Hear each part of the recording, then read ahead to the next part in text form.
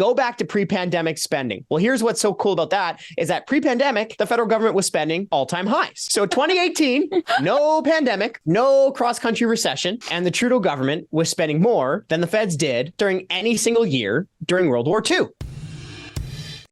This is the Canadian Taxpayers Federation podcast. We're dedicated to lower taxes, less waste, and more accountable government. I'm Kris Sims. I'm here with my friend Franco. Franco, you're our federal director, and that means that you're in the belly of the beast right now in Ottawa.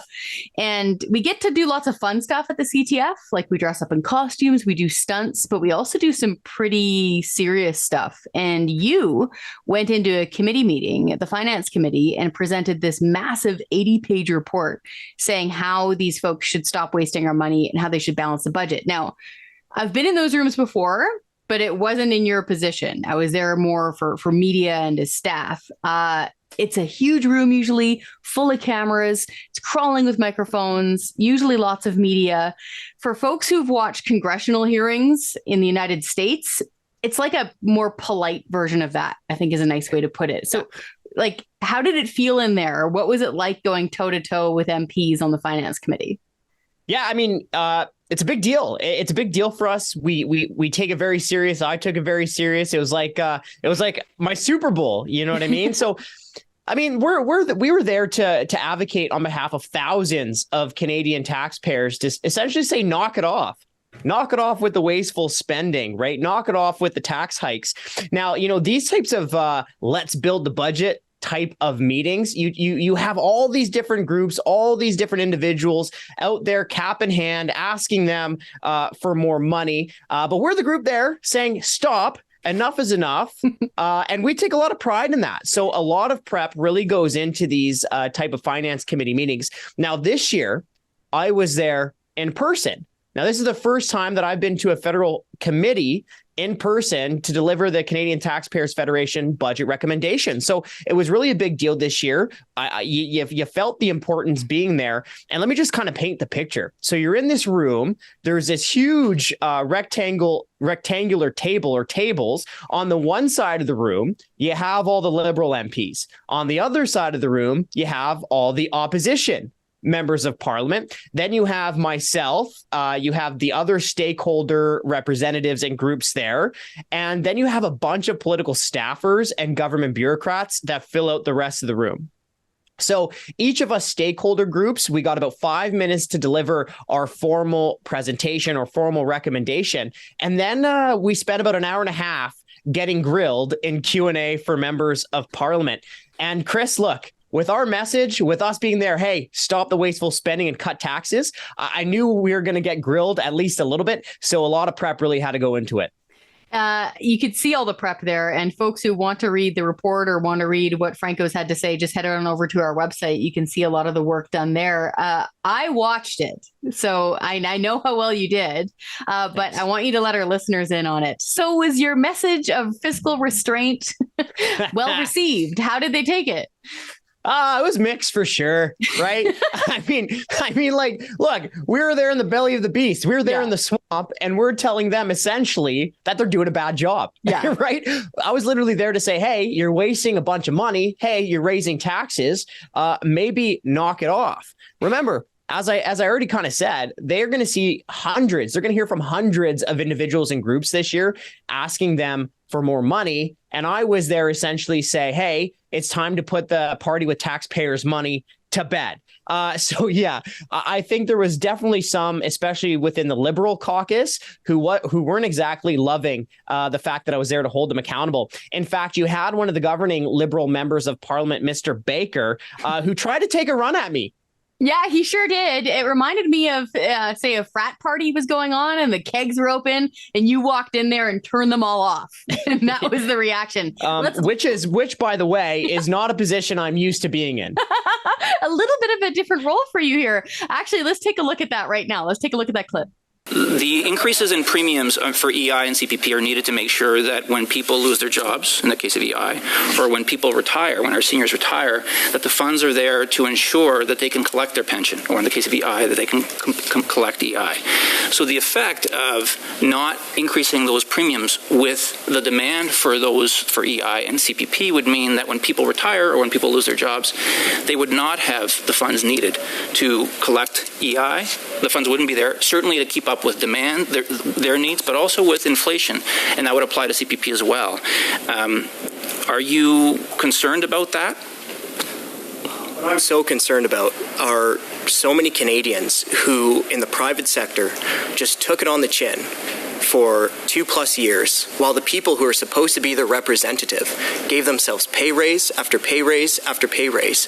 And not just that, raise the carbon tax, raise payroll taxes, raise alcohol taxes, and then play word games with Canadians using magic math when the government's own independent budget watchdog shows that the cost of these tax hikes, like the carbon tax, is costing the average household hundreds of dollars this year, even after the rebates. I'm concerned with the tax hikes. I'm concerned that all of this burden is falling on those hardworking Canadians who lost their job during the pandemic, while members of Parliament gave themselves pay raises, while 300,000 bureaucrats received pay raises, while failing crown corporations gave out bonuses and pay raises during the pandemic. So I'm very concerned about the tax. Thank you very much. I've heard you. So I hear that you're not concerned about the pensioners and the EI recipients who wouldn't receive their funds. That's what I've heard you just say. It sounds to me like the Canadian Taxpayers Federation is actually not supporting the very taxpayers who would struggle the most in an inflationary environment, in the circumstance where they do retire and where they do lose their jobs. And I think that's really, really disappointing.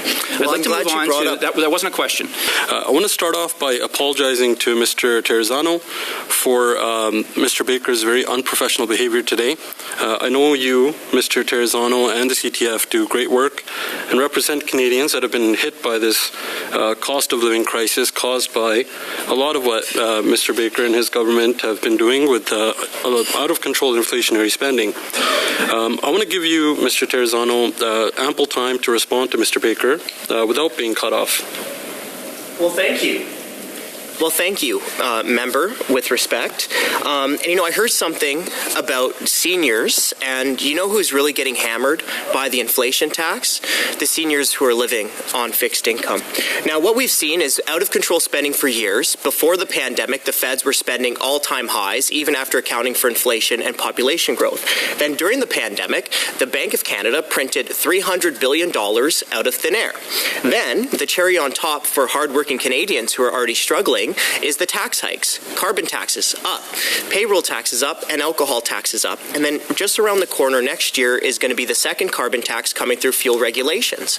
And right in the government's own analysis of those regulations, it shows exactly who's going to be made worse off.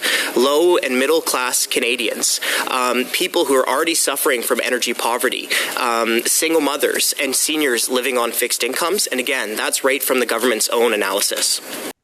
Yeah, but look, I don't know. Maybe I'm a little bit biased, but I don't think he was able to lay a hand on me. No. And look, fortunately, we're in the right. The government is wasting too much money, and the government is raising taxes.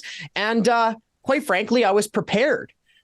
So after Mr. Baker tried to come after me in the Q&A, his other fellow Liberal members of Parliament, I think they learned the lesson and decided not to directly come after me with a question, because if they were to ask me a question, then I would get the equal amount of time to respond. And I don't think they like that. So Simmer, a few of them after were kind of heckling me from the cheap seats. I don't know, man. I looked at those seats. They look pretty expensive.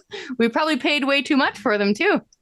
Yeah, that's true. So again, mixed message, because you have the Liberal MPs who weren't there, who weren't happy about me raining on their taxpayer-funded parade. But of course, the opposition members of Parliament, they're happy that I was there to hold the government accountable. You could even hear during some of the back and forth that some of the opposition members of Parliament would laugh at some of my remarks, essentially calling out the government for wasting our money. Yeah, for sure. We put you through your paces, too. I do remember that we did a bit of prep work. I want you to get into that a little bit. Walk us through how you prepare for a meeting like that. Well, you prepare a lot. And it's essentially because, I mean, we take a lot of pride in representing our people, our thousands of Canadian Taxpayers Federation supporters. I mean, especially just given the last couple of years where so many people have seen the hardship, so many people are feeling the pain directly of bad fiscal policy from the government driving up inflation. So, I mean, we take this very serious. And, you know, we prep every day, right? Like this is 365 days a year, almost. We're talking about these tax issues, or we're debating people in the media, or we're debating people on social media. So, Chris, if I can use a bit of an analogy here, we're like boxers who are in prime shape because we are fighting all the time. We're always fighting entitled politicians, and we're always trying to do our best to stick up for taxpayers. But that being said, there's a lot of direct prep that goes into this as well. This year, our CTF budget submission, it was 80 pages long. So that just in and of itself takes a lot of time. But then you and our boss, Todd, Old Man McKay, were gracious enough to have me for an hour and essentially just try to pummel me with a bunch of tough questions to get me ready. And in fact, I mean, the prep that I face with you and Old Man McKay, we'll see if he makes us edit this part out. I think he prefers Farmer Todd, but that's just my nickname for him. So. Well, but in all seriousness, the prep that you guys put me through was a lot tougher than the majority of questions that I got. In fact, one of the questions that Todd sent my way was almost exactly the same question that Mr. Baker thought he'd get a gotcha on. So I think we're ready. A lot of prep went into this, and of course, we take a lot of pride. And you know what? It's funny. We're talking about MPs here, and MPs, of course, have leaders of their party. This is very similar to how party leaders will prepare for a debate night, for example. So if they're heading into especially a televised debate, they'll get their staffers and their closest friends to stand in as the opponents. And so, yeah, I had a lot of fun. I interjected on your behalf to say we should stop badgering the witness, and almost exactly the same thing happened actually during the meeting. I got to ask you, though, so a lot of prep goes into this. It feels pretty intense when you're actually there. You answered your questions real well, did not get knocked off message. But as far as the meat and potatoes go, you keep saying there's 80 pages, and folks, there's 80 pages in there. What sort of work went into that? What are some of the major data points and details that you want our listeners and viewers to know that you were presenting to these folks? Well, we're always there to kind of say, hey, balance the budget and cut taxes, right? Walk and chew gum at the same time. And people always say, well, where would you cut, Franco? What would you do? Right. And I don't think we get an easy time in the media. So we do have to be prepared. And you know what? I think we should be expected to do our homework, right? If we're going to say cut taxes, then we also have to show where the wasteful spending is, because we don't want just the government to be ballooning the debt. So what we did in our budget submission is we had a full plan showing exactly how the government could balance the budget next year by bringing spending back to the pre-pandemic levels, adjusted upward for inflation and population growth. So the government would, following the plan, they would be able to balance the budget and provide tax relief and stop the tax hikes. We crunch the numbers, and here's what is so cool about a recommendation. So we say, go back to pre-pandemic spending. Well, here's what's so cool about that is that pre-pandemic, the federal government was spending all-time highs. Yeah. So 2018, no pandemic, no cross-country recession, and the Trudeau government was spending more than the feds did during any single year during World War II. Repeat that. Just stop. Stop for a second. Yeah. I know. Okay. I know. You walk people through that again. In 2018, the federal government, the Trudeau government, spent more money than the federal government did during any single year during World War II when we were fighting the Nazis. Adjusted for inflation and population growth. So sometimes I was up there recommending us going back to 2018-19 levels of spending. Yeah. And I'll be honest with you, I thought I wasn't going hard enough. No. You know what I mean? So, but essentially we were there to show that you could balance the budget, you could reverse the tax hikes, and you could provide some additional relief while chipping away at the debt with modest spending restraint. Now, look, simmer. Will the Trudeau government listen to the recommendations? I'm not going to hold my breath. Because I don't want to pass out. Hey, between me and you, don't let anyone else know. I don't think the Trudeau government is ever going to balance the budget. Not with their track record, right? Still, what time is it over there? Well, still waiting for the budget to balance itself. Of course, when Trudeau was first running for prime minister, he said he'd run a few modest deficits, then balance the budget. Little itty bitty deficits, I think is what they were called. Yeah, and then balance the budget in 2019. Well, he missed that by a country mile. So look, I don't know if the government's going to take our recommendations, but the point is that we did our homework and we showed that with a modest amount of spending restraint, the government could balance the books. You sure did. And it was anything but austerity level spending. Folks, you got to watch this yourself. OK, so we're going to play you the whole tape. It opens up with Franco's 4-minute long opening remarks. And then you get into the back and forth between Mr. Terrazzano and the members of parliament. Take a watch. You're going to hear from hundreds of individuals and groups asking for more money. My name is Franco Terrazzano. I'm with the Canadian Taxpayers Federation, and I'm here on behalf of 235,000 Canadian taxpayers asking you to spend less. I'm here today to say no more spending $8,800 on a sex toy show in Germany, no more racking up nearly 6 figures on fancy airplane food during a week-long trip, no more giving former governors general a $200,000 a year expense account for the rest of their life, no more taking pay raise after pay raise after pay raise while millions of Canadians struggle through a pandemic. No more giving 300,000 bureaucrats a raise while their neighbors lose their job or business. No more giving failing crown corporations like the Bank of Canada millions in bonuses. No more announcing $295 million for the Ford Motor Company, $420 million for Algoma Steel, $12 million for Loblaws, $20 million for Maple Leaf Foods, $110 million for Toyota, or announcing $372 million for Bombardier. Canadians need real relief.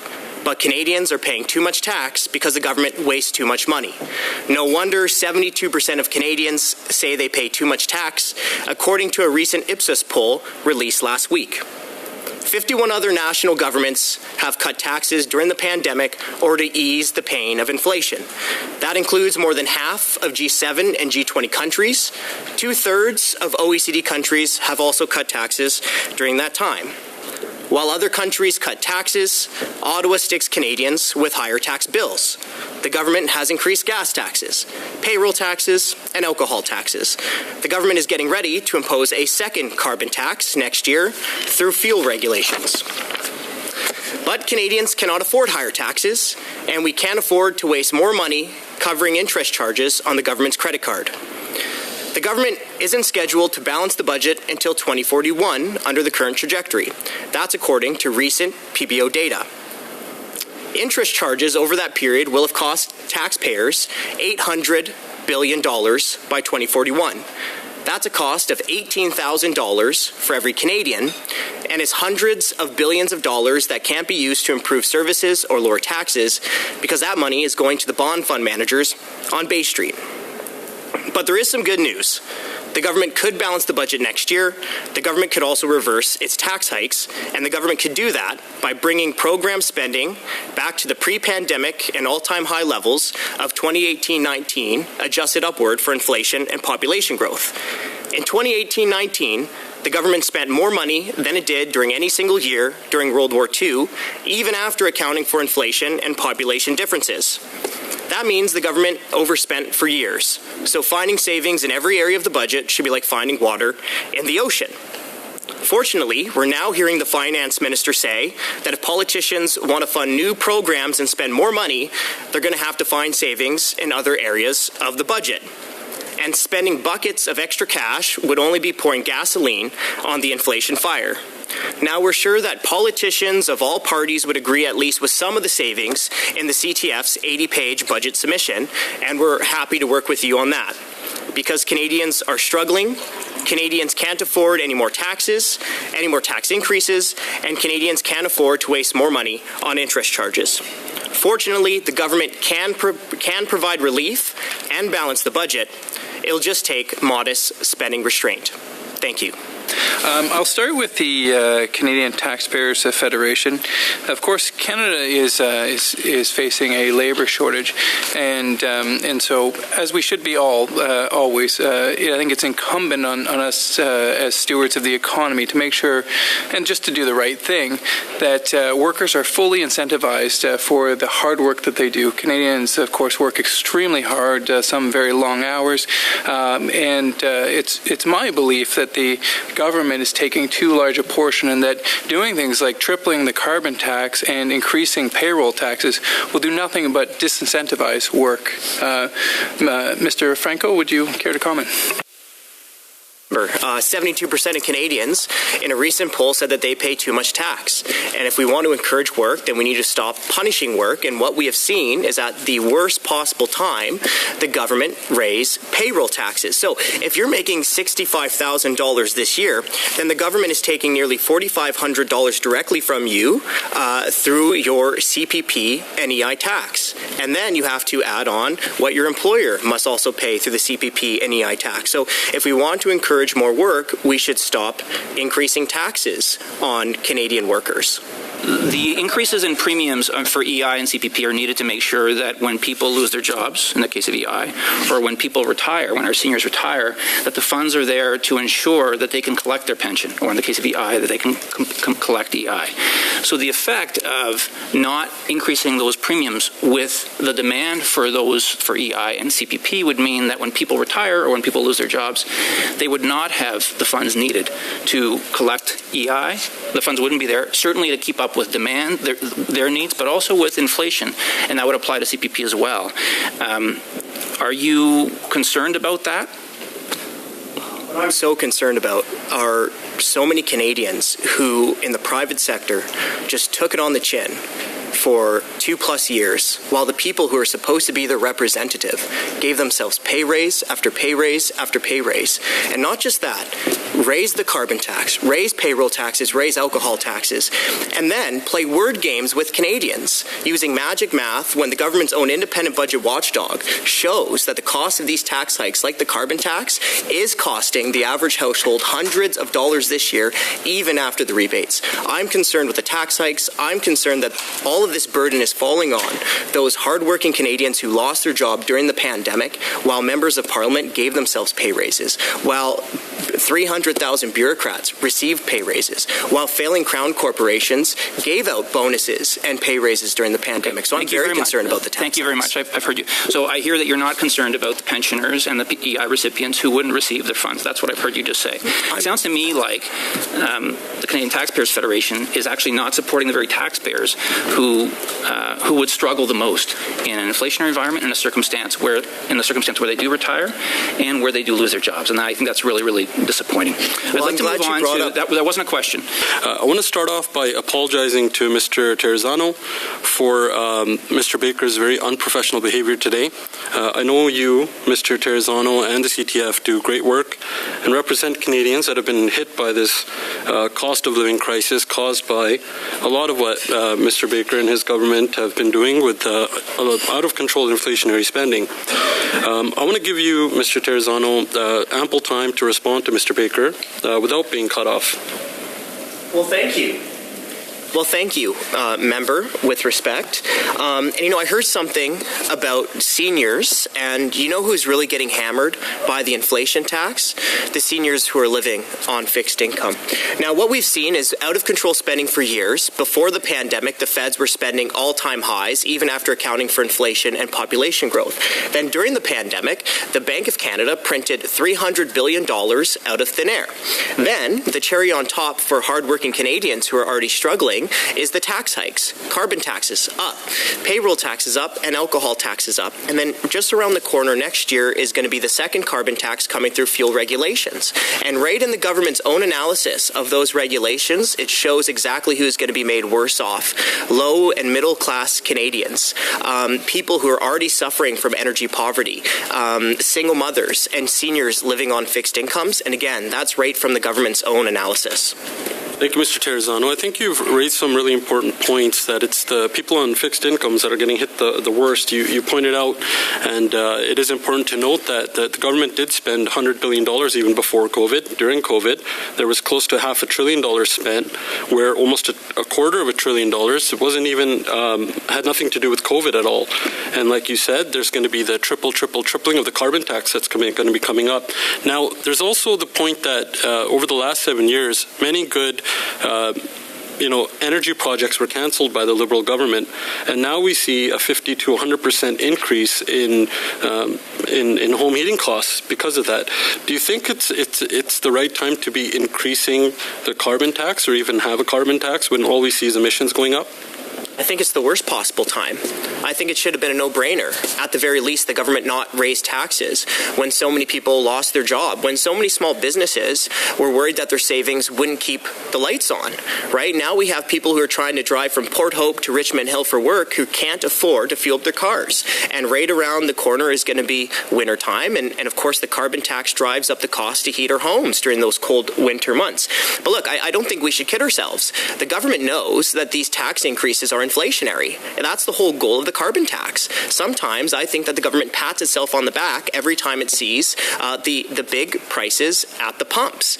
Same with the second carbon tax. The government's analysis is very clear. The second carbon tax could add up to an extra 13 cents per litre to the price of gasoline by 2030, and of course, there are no rebates with the second carbon tax. I agree with you. When a province like mine, Alberta, there's more Albertans that have to pay out of their pocket than what they get back from the rebate. And once the carbon tax triples, a Canadian family will pay up to $2,300 out of their pocket in carbon tax. And again, we don't see emissions coming down either. And we're seeing the money coming out of Albertans' pockets. Now, going to today's tax rate increases by the Bank of Canada, what do you think this is a reaction to? Out of control spending for years. I mean, out of control spending drives up the cost of living. So I think that's exactly what the reaction is to. But let me just get back to Alberta, because we've heard the government time and again mislead Canadians by claiming that households get more money back with their rebate. But of course, the Parliamentary Budget Officer has shown that that is magic math. My family lives in Alberta too, and there's no wonder that Albertans just voted in the equalization referendum to stop being treated like the cash cow of Confederation. Well, this year alone, the carbon tax will cost the average household in Alberta $671, even after the rebates, according to the Parliamentary Budget Officer.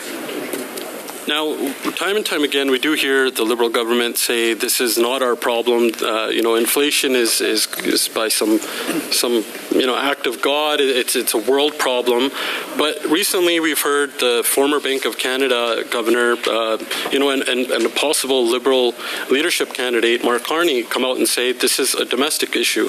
And the current Bank of Canada governor has said this is a homegrown issue. Do you agree with that? Oh, I certainly agree that the government created the perfect storm for inflation, which is too many dollars chasing too few goods. We've seen tax increases here in Canada while other countries are reducing taxes. 51 other national governments have cut taxes to ease the burden of inflation or during the pandemic, including many of our peers. More than half of G7 and G20 countries cut taxes. 2/3 of OECD cut taxes. And while our government has been increasing gas taxes, Australia cut its gas tax in half. The Netherlands provided significant gas tax relief. South Korea cut its gas tax by 30%. India cut gas taxes to, quote, keep inflation low, thus helping the poor and middle classes.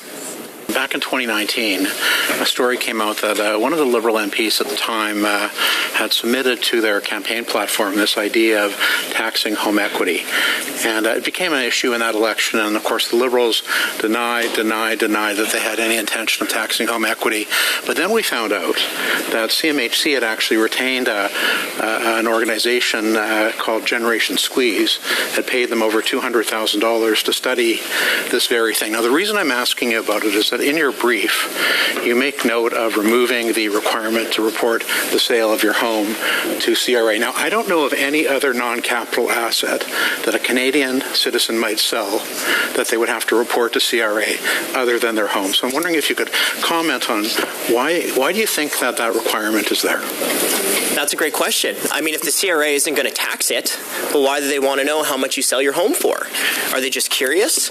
I've never known the CRA to just be curious. Now, what's so frustrating is that the Liberal Party in the last election, Mr. Trudeau, during the leaders' debate, said that they wouldn't bring in a home equity tax. So then why are taxpayers paying hundreds of thousands of dollars through a Crown corporation funding research into this home equity tax? And not just that, we dug up documents that show that staff in the Prime Minister's office met twice with the group that has been pushing the home equity tax. But not just that, we've also seen the Crown Corporation, the Canada Mortgage and Housing Corporation, whose number one objective, according to its own website, is housing affordability for all. Well, in 2020 and 2021, Canadians couldn't afford to live in their homes or couldn't afford to buy homes. So why would that Crown Corporation then turn around and hand out nearly $60 million in pay raises and bonuses? Thank you. Now, I wanted to talk to you about tax competitiveness has been on my mind. And I'm wondering if you have any information on where Canada stands. Like when major corporations look at where they're going to open their factories, do business, they look at countries in a way like a product. And one of the things they'll look at is how expensive is it going to be for our corporation, for our executives, for our employees? How much are they going to have to pay to live in a country like Canada? Where do we compare in the world to other countries on that front? Unfortunately, among our peer nations, not good. So I have the results from the 2021 International Tax Competitive Index in front of me, and Canada ranked 20th out of 37 OECD countries on tax competitiveness, which is 2 spots worse than Canada's 2020 rank and also puts us in the bottom half of the pack among our peers. Canada ranked 23rd on business tax competitiveness, Canada ranked 27th on individual tax competitiveness, and Canada ranked 24th on property tax competitiveness. Now, the report notes, quote, some strengths of the Canadian tax system, which includes the fact that Canada, quote, does not levy wealth, estate, or inheritance taxes. And just on the issue of interest rates, one of the things that I think it's important for us to understand is that the government racked up more debt in the last 7 years and then all of the history of our country since Confederation. And they did it, essentially bragging about it, saying, well, it would be irresponsible not to borrow when interest rates are so low. But now the chickens are coming home to roost, aren't they? The interest rates are going up. Government's going to have to refinance each tranche of debt as it becomes due. What impact do you think that's going to have on our debt servicing costs? And do you think it might force the government to make some drastic decisions around further tax increases in order to continue to service our debt? Well, interest charges next year, according to the PBO, are going to be about $42 billion, right? That's $42 billion that can't improve health care and can't stay in Canadians' pockets through lower taxes because that money's going to the bond fund managers on Bay Street. But, look, the Bank of Canada has one job, and it failed to do its one job. If you've been to a grocery store or a gas station in the last year, you know that. And even the Bank of Canada has admitted that they did not hit their inflation target. And even the Bank of Canada has admitted that they should be held accountable. Well, isn't it a funny way to hold your organization accountable than to turn around and hand out $45 million in bonuses and pay raises in 2020 and 2021? Mr. Chair, for one last quick one, I want to ask you about the pay-as-you-go law, because I was fascinated last week to hear the Minister of Finance all of a sudden see the light and listen to what our leader has been saying now for months and months and months and months, that Canada should bring in a pay-as-you-go law. I'm wondering, from your perspective at the Canadian Taxpayers Federation, how can we trust the arsonist to put out the fire when they make a promise like this? Well, look, it's not sustainable to spend more money on everything forever. That's not a good way to try to run the finances of a nation. But look, in our budget, we're showing that you could actually balance the books with modest spending restraint. Just bring back program spending back to the pre-pandemic and all-time high levels of 2018-19, even adjusted upward for inflation and population growth. So the government could balance the budget. It could find room to provide much-needed tax relief, and really it only takes modest spending restraint. I just want to... Of course, climate change is a very real concern. But my challenge with some of these Liberal policies, one is they haven't hit once the emission targets. But my second concern is that as they increase the burden on taxpayers, on companies, on individuals, and on corporations, it gives them less ability to innovate, to be more sustainable, to embrace technologies that are coming out, such as carbon capture. Could you comment on that, whether you would agree with that? Well, I think making it more expensive for people to fuel up on their way to work is a tax plan, not an environmental plan. And I think many Canadians right now are struggling, have been struggling through 2 years of the pandemic, are struggling now with high inflation. And I think we also need to look around the world and what other countries are doing. We saw Australia cut its gas tax in half, South Korea providing gas tax relief, Germany providing gas tax relief. I mentioned the United Kingdom providing gas tax relief. And immediately the government could hold a press conference and immediately help save drivers about $20 every time they fueled their minivan at the pumps. I mean, they can save drivers between 18 and 30 cents per liter by scrapping or suspending federal gas taxes. Of course, part of your mandate would be to examine tax policy and the equity and the fairness of it.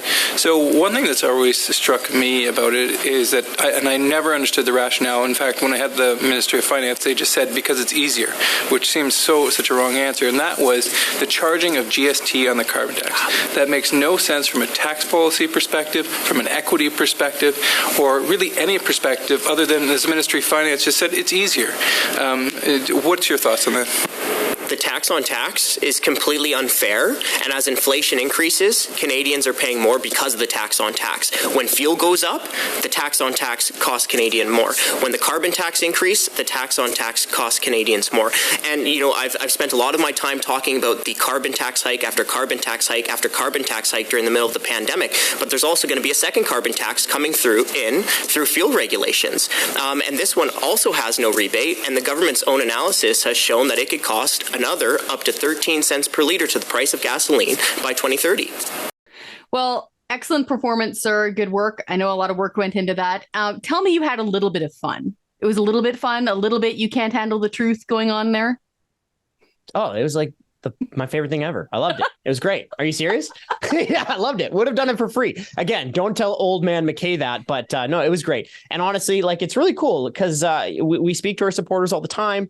So it's just nice to be actually, really doing something on their behalf. So a lot of fun, and we take a lot of pride in it. It truly is standing up and being heard and fighting back for taxpayers. So folks, if you want more of this, you can head on over to our website, sign our petitions on any issue that's important to you. And this is really important. We have a YouTube channel. Okay, go subscribe to it. If you want to get the real deal and the straight goods, go subscribe to our YouTube channel and share it with your friends. Thanks so much for watching.